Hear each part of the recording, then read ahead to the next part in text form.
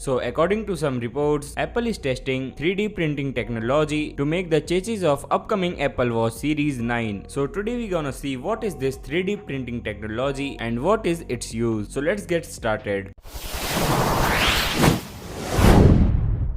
So the 3D printing is also known as additive manufacturing. In this, a three-dimensional object is constructed from a CAD model, which is made on the basis of computer inputs, which feels like printing process. And the reason why Apple is using it is that it uses only that much material which is required in making of an object, which means there is no extra material wasted in form of chips, which make it very eco-friendly. And that's the main motive of Apple. Apple is now testing this technology, and if it works successfully, then Apple will use this technique in production of their other devices. So I hope you like the video. Make sure to share and subscribe.